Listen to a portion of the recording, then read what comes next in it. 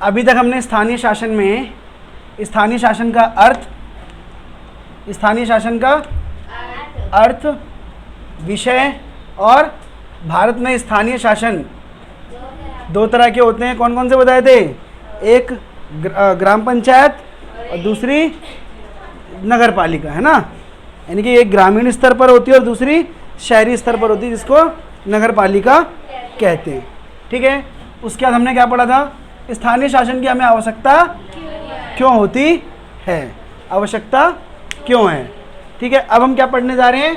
अब हम पढ़ेंगे भारत में स्थानीय शासन का विकास कैसे हुआ। भारत में स्थानीय शासन का विकास कैसे हुआ, ये टॉपिक अब हम पढ़ेंगे। तो देखो, जो स्थानीय शासन की व्यवस्था ये प्राचीन समय से ही चली हुई आ रही है। आज की नहीं है ये, वर्तमान की नहीं है ये, बहुत पहले से ये व्यवस्था चलती हुई आ रही है। हमने पुराने जो नाटक देखे होंगे, है ना, उनमें भी देखा होगा हमने। ठीक है। उसके बाद प्राचीन समय से चली हुई आ रही है। बाद में क्या हुआ? धीरे धीरे स्थानीय शासन जो है, ठीक है, इसका क्या हुआ? निर्वाचित निकाय कब बना? 1800। यहाँ से देखो, आधुनिक समय में स्थानीय शासन के निर्वाचित निकाय सन 1882 के बाद अस्तित्व में आए। कब आए? 1882 के बाद अस्तित्व में आए। अब इसकी व्यवस्था लाने में किस व्यक्ति की मुख्य भूमिका थी? तो उस समय, उस वक्त लॉर्ड रिपन नाम का एक व्यक्ति था। लॉर्ड रिपन नाम के एक व्यक्ति थे जो भारत के वायसराय थे। क्या थे? वायसराय, मतलब उस समय भारत के गवर्नर थे वो। ठीक है। कब की बात कर रहा हूँ मैं?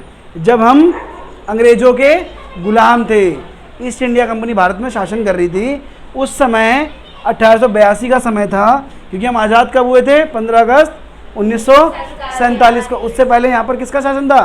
अंग्रेजों का, ब्रिटिशों का शासन था, है ना। तो उस समय की बात है। उस समय भारत के गवर्नर कौन थे? गवर्नर जनरल कौन थे? वायसराय कौन थे?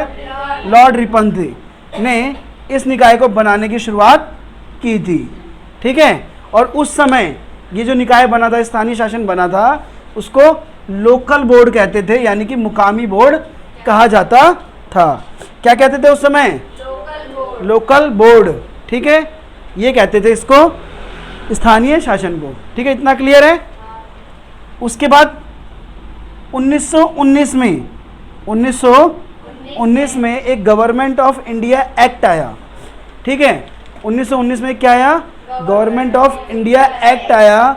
ठीक है। उसके अंतर्गत गवर्नमेंट ऑफ इंडिया एक्ट 1919 के बनने पर अनेक प्रांतों में ग्राम पंचायत बनाई गई। बहुत सारे प्रांतों में क्या बनाई गई? ग्राम पंचायत को बनाया गया। इसी तरीके से 1935 में, कब की बात कर रहा हूँ मैं? 1935 में फिर से गवर्नमेंट ऑफ इंडिया एक्ट आया था। 1935 में फिर से अगला गवर्नमेंट ऑफ इंडिया एक्ट आया। ठीक है। जिसमें भी ये व्यवस्था इसी तरीके से लागू रही और चलती रही। ठीक है, समझ में आ गया? हाँ, तो आधुनिक भारत में उसके बाद देखो, महात्मा गांधी ने भी इस पर जोर दिया था। महात्मा गांधी ने जोर देकर कहा कि आर्थिक और राजनीतिक सत्ता का विभाजन, आर्थिक और राजनीतिक सत्ता का विकेंद्रीकरण होना चाहिए। ठीक है। क्या होना चाहिए? सत्ता का क्या होना चाहिए? विकेंद्रीकरण होना चाहिए, यानी कि केंद्र और राज्य के हाथ में सत्ता ना हो। ठीक है। और क्या हो? सत्ता का क्या हो? विकेंद्रीकरण हो, जिसके लिए स्थानीय शासन पर उन्होंने जोर दिया था। और उनका मानना था कि ग्राम पंचायतों को मजबूत बनाना सत्ता के विकेंद्रीकरण का कारगर साधन है। क्या होगा? कारगर साधन होगा।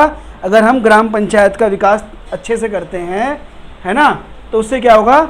आर्थिक विकास भी होगा, राजनीतिक विकास भी होगा, साथ साथ समाज के सभी वर्ग का राजनीति भाग भी होगा, है ना, और अच्छी तरीके से विकास भी होगा। साथ साथ क्या होगा? सत्ता का विकेंद्रीकरण भी होगा। ठीक है। सत्ता का विकेंद्रीकरण का कारगर साधन होगा। विकास के हर कार्य में स्थानीय लोगों की भागीदारी भी होगी। इससे क्या होगा? जब स्थानीय शासन होगा, तो मैंने बताया था तुम्हें, पहले मैंने बताया था तुम्हें कि जो स्थानीय शासन है, उसके माध्यम से समाज का जो हर वर्ग है, एक ग्रामीण क्षेत्र का या शहरी क्षेत्र का हर वर्ग सरकार से जुड़ता है ना, स्थानीय शासन से जुड़ता है, ठीक है, और वो उनकी समस्याएं जो होती हैं उसी पर ही कार्य किया जाता है। समझ में आ रहा है या नहीं आ रहा है? तो स्थानीय लोगों को इससे क्या होगा, भागीदारी होगी, जिससे आसानी से अच्छे से क्या होगा, विकास होगा, कार्य होगा समाज के अंदर। ठीक है, अब क्या है अगला टॉपिक हमारा, क्या है, यहाँ तक समझ में आ गया? अगला टॉपिक है हमारा भारत में, स्वतंत्र भारत में स्थानीय शासन। अब कब की बात हो रही है? 1947 के बाद। ठीक है, तो 1947 के बाद भी स्थानीय शासन को संवैधानिक दर्जा प्राप्त नहीं हुआ था। ठीक है, स्थानीय शासन उसी तरीके से चलती हुई आ रही थी जिसमें कोई भी संवैधानिक दर्जा प्राप्त नहीं था। ठीक है, कोई डायरेक्ट इलेक्शन नहीं होते थे। ठीक है, ऐसे ही चल रहा था। लेकिन बाद में क्या हुआ, 1989, कब की बात कर रहा हूँ मैं, 1989 में केंद्र सरकार एक प्रस्ताव लेके आई जिसमें उन्होंने संशोधन की बात को आगे बढ़ाया कि 73वां और 74वां संविधान संशोधन करके, 73वां और 74वां संविधान संशोधन करके स्थानीय शासन को संवैधानिक दर्जा दिया जा सकता है। ठीक है, ये बात कही। ठीक है, और ये विषय कहाँ पे लाया गया, संसद में लाया गया।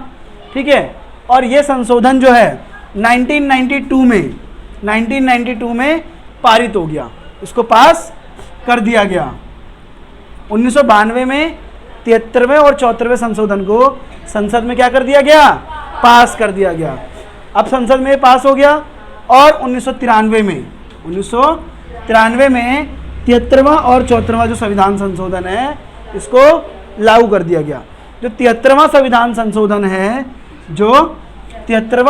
संशोधन है ये ग्रामीण इलाकों से संबंधित है, ग्राम पंचायत से संबंधित है, और जो 74वां संविधान संशोधन है ये नगर पालिका से संबंधित है। किससे संबंधित है, नगर पालिका से संबंधित है। ठीक है, तो 73वां संविधान संशोधन किससे संबंधित है, ग्रामीण क्षेत्रों से यानी कि ग्राम पंचायत से, और 74वां संविधान संशोधन किससे संबंधित है, नगर पालिका से। ठीक है, इतना समझ में आ गया। अब जो हमारी ग्राम पंचायत है, ठीक है, यानी कि ग्राम स्तर की जो व्यवस्था है उसको 73वें संविधान संशोधन के तहत त्रिस्तरीय बनावट दी गई। कैसी बनावट दी गई, त्रिस्तरीय बनावट दी गई। ठीक है, त्रिस्तरीय में सबसे पहले निचले स्तर पर होगी ग्राम पंचायत यानी ग्राम सभा या ग्राम पंचायत, उसके ऊपर होगी हमारी ब्लॉक समिति या तालुका, और तीसरे स्तर पर होगी जिला पंचायत। समझ में आ गया? पहले स्तर पे ग्राम पंचायत, दूसरे स्तर पे ब्लॉक समिति और तीसरे स्तर पे जिला पंचायत। ठीक है, समझ में आ गया। और उसी तरीके से जो 74वां संविधान संशोधन किया गया उसमें नगर पालिका को शामिल किया गया, जिसके अंतर्गत क्या होती है, एक निगम पार्षद का वार्ड होता है। क्या होता है, निगम पार्षद का क्या होता है, वार्ड होता है। ठीक है, एक निगम पार्षद का वार्ड होता है। तो जैसे गांव में जो ग्राम पंचायत का सदस्य होता है उसको क्या बोलते हैं, प्रधान। क्या बोलते हैं, ग्राम प्रधान। तो इसी तरीके शहरों के अंदर जो नगर पालिका का सदस्य होता है उसको क्या बोलते हैं, निगम पार्षद। क्या बोलते हैं, निगम पार्षद। ठीक है, क्लियर है? ठीक है, और जो ग्राम पंचायत का सदस्य होता है इसका चुनाव भी कैसे होता है, प्रत्यक्ष रूप से जनता के द्वारा होता है। प्रत्यक्ष रूप से जनता के द्वारा होता है, और निगम पार्षद का भी चुनाव प्रत्यक्ष रूप से जनता के द्वारा चुनाव होता है। यहाँ तक समझ में आ गया? कोई दिक्कत, कोई परेशानी? ठीक है, अब देखते हैं हम चुनाव कि इनका चुनाव होता कैसे है, क्या क्या व्यवस्था होती है। ठीक है, चुनाव, तो जो इसका चुनाव होता है, स्थानीय शासन का जो चुनाव होता है उसके लिए राज्य चुनाव आयोग होता है। कौन होता है, कौन होता है, राज्य चुनाव आयोग होता है। जो चुनाव आयोग, हमारे जो राष्ट्रीय चुनाव आयोग है या मेन हमारा जो चुनाव आयोग है जो लोकसभा और राज्यसभा, लोकसभा के चुनाव करवाता है जो, या राज्य के विधानसभा के चुनाव करवाता है, वो चुनाव आयोग स्थानीय शासन के चुनाव नहीं करवाता है। समझ में आया? प्रत्येक राज्य का एक चुनाव आयोग है, प्रत्येक राज्य का एक चुनाव आयोग है जो स्थानीय शासन के चुनाव करवाता है, जिसको राज्य चुनाव आयोग कहते हैं। क्या कहते हैं? राज्य चुनाव आयोग कहते हैं। तो इसका जो चुनाव होता है कैसे होता है? प्रत्यक्ष रूप से होता है। प्रत्यक्ष चुनाव होता है, मतलब जनता के द्वारा इसका चुनाव किया जाता है। ठीक है। कार्यकाल 5 वर्ष का इसका कार्यकाल होता है और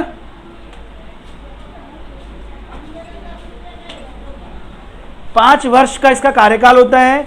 कोई भी व्यक्ति अगर चुनकर जाता है तो उसका कार्यकाल कितने वर्ष का होगा? 5 वर्ष का उसका कार्यकाल होगा। और साथ साथ अगर किसी कारण से किसी ग्राम सभा का सदस्य यानी कि ग्राम पंचायत का सदस्य या नगर पालिका का सदस्य उसकी मृत्यु हो जाती है या किसी कारण से वो इस्तीफा दे देता है तो उसका पद खाली हो जाएगा। और जब उसका पद खाली होगा, ठीक है, तो वहाँ पर 6 महीने के भीतर चुनाव कराना अनिवार्य होगा। ठीक है। कितने महीने के अंदर? 6 महीने के भीतर चुनाव करवाना अनिवार्य होगा। समझ में आ गया? तो कार्यकाल प्रत्यक्ष चुनाव जनता के द्वारा होते हैं, कार्यकाल 5 वर्ष का होता है और 6 महीने के भीतर चुनाव करवाना अनिवार्य होता है। अब इसके बाद क्या है? आरक्षण। क्या है? आरक्षण। तो इसके अंदर महिलाओं को आरक्षण दिया गया है। 33% सीटें। कितनी सीटें? 33% सीटें महिलाओं के लिए आरक्षित की गई हैं। ठीक है। चुनाव होगा तो 33% सीटें किसके लिए होंगी? महिलाओं के लिए। उसके बाद इसके अंदर SC, ST, OBC इनके लिए भी सीटें रिजर्व की गई हैं। क्लियर है इतना? SC, ST, OBC के लिए भी सीटें रिजर्व की गई हैं ताकि समाज का प्रत्येक वर्ग, पिछड़ा वर्ग, है ना, अमीर गरीब और सभी जाति के, है ना, सभी जाति SC हो, ST हो, OBC हो, ठीक है, सबको समान भागीदारी मिल सके और भारतीय राजनीति के अंदर सबकी समान भागीदारी हो। इसीलिए जब ये 73वां 74वां संविधान संशोधन किया गया तो उसमें महिलाओं को आरक्षित किया गया कि 33% महिलाओं की शासन में भागीदारी होगी ताकि जो महिलाएं हैं वो, है ना, महिलाओं की भी स्थिति क्या हो? धीरे धीरे सुधरे और राजनीति के अंदर उनका पार्टिसिपेशन बढ़े। और जब वो यहाँ पर चुनाव लड़ेंगी, जब वो स्थानीय शासन में भाग लेंगी तो धीरे धीरे उनके अंदर एक ऊर्जा आएगी और वो लोकसभा, विधानसभा जैसे चुनाव में भी भाग लेंगे। यहीं से तो आगे बढ़ेंगे, नीचे स्तर से तो आगे बढ़ेंगे और यहाँ उनको इसलिए मौका दिया जाता है, दिया गया। ठीक है। अब इसमें क्या है? कुछ विषय हैं, कुछ विषय जो थे उनका स्थानांतरण किया गया, यानी कि 29 विषय। कितने विषय? 29 विषय जो किसके थे? राज्यों के 29 विषय, राज्य की जो विधानसभा है उसके 29 विषय। ठीक, कितने विषय? जैसे साफ सफाई हो गया, है ना, और नालियों की सफाई हो गई, और प्राथमिक विद्यालय, प्राथमिक चिकित्सा हो गई, है ना, इन ऐसे विषय। ग्रामीण क्षेत्रों में तालाब की सफाई हो गई, सड़कों की सफाई हो गई, ग्रामीण क्षेत्रों में और छोटे छोटे क्षेत्रों के अंदर सड़कों का निर्माण करना हो गया, स्ट्रीट लाइट का विषय हो गया। इस तरीके के 29 विषयों को राज्य सरकार के कार्य क्षेत्र से काटकर किसको दे दिए गए? स्थानीय शासन को दे दिए गए। किसको दे दिए गए? स्थानीय शासन को दे दिए गए। अब काम करना है, इनको काम करना है, नहीं करना है? काम करना है, रोड बनवाना है, सड़क बनवानी है, ठीक है, क्या क्या करना है? रोड बनवानी है, सड़क बनवानी है, स्ट्रीट लाइट लगवानी है, साफ सफाई करानी है। तो उसके लिए पैसा चाहिए कि नहीं चाहिए? बिना पैसों को तो काम नहीं होगा, है ना। उसके लिए एक राज्य वित्त आयोग बनाया गया। क्या बनाया गया? जिस तरीके से राज्य चुनाव आयोग है ना, उसी तरीके से राज्य वित्त आयोग बनाया गया। क्या बनाया गया? राज्य वित्त आयोग बनाया गया। ये राज्य वित्त आयोग, ये राज्य वित्त, इनको पैसा कहाँ से मिलता है? स्थानीय शासन को पैसा कहाँ से मिलता है? टैक्स के माध्यम से पैसा मिलता है। कुछ पैसा केंद्र सरकार और राज्य सरकारें देती हैं, ठीक है, इनको कार्य करने के लिए। कुछ पैसे टैक्स के माध्यम से आता है, जैसे मैंने बताया। तो राज्य का जो वित्त आयोग है वो प्रत्येक 5 वर्ष जब पूरा होता है इनका, तो उस पर ऑडिट करती है और जांच करती है क्या जो पैसा आया वो सही तरीके से उपयोग हुआ या नहीं हुआ। इसके लिए क्या बनाया गया, राज्य वित्त आयोग का निर्माण किया गया है। ठीक है, मैं बता रहा था तुम्हें आदिवासी जनसंख्या के लिए प्रावधान, मैंने बताया था ना अभी कि समाज के सभी वर्ग SC ST OBC यानी कि आदिवासी समाज जो है उनके लिए भी इसमें क्या किया गया है, सीटों को रिजर्व किया गया है। उनको भी इसके अंदर चुनाव लड़ने का, चुनाव में भाग लेने का, है ना, हर तरीके से प्रावधान उनके लिए भी किए गए हैं, ताकि ये वर्ग जो कुछ इसमें ऐसे समाज है जो जंगलों में रहते हैं तो वो भी स्थानीय शासन से अछूता ना रहे, उनकी भी शासन में भागीदारी हो। ठीक है, इसलिए उनको भी आरक्षण दिया गया है। समझ में आ गया। तो अब तक ये सारी चीज़ मैंने क्या क्या बता दिया। चुनाव में क्या क्या होता है, 5 वर्ष का कार्यकाल होता है, 6 महीने के भीतर चुनाव कराना अनिवार्य होता है अगर किसी भी कारण से सीट खाली हो जाती है तो। ठीक है, और राज्य चुनाव आयोग इसका चुनाव करवाता है। ठीक है, और प्रत्यक्ष जनता के द्वारा इसके चुनाव होते हैं। ठीक है, क्लियर है। आरक्षण दिया गया महिलाओं को, साथ में SC ST OBC को, महिलाओं को 33%, SC ST OBC को भी आरक्षण है। ठीक है, क्लियर है। 29 विषयों को काटकर के राज्य सरकार के 29 विषयों को काटकर स्थानीय शासन को दिया गया है। यहाँ तक समझ में आ गया या नहीं आया? एक बार देखो इसको। एक विषय और रह गया स्थानीय शासन के अंतर्गत लास्ट, कि स्थानीय शासन कार्य कर रहा है, सारी चीज़ें हैं, लेकिन उनके पास ना कुछ समस्याएं भी आती हैं। क्या होता है, स्थानीय शासन के पास कुछ समस्याएं भी होती, मैं यहाँ लिख देता हूँ। स्थानीय शासन के समक्ष समस्याएं, स्थानीय शासन के समक्ष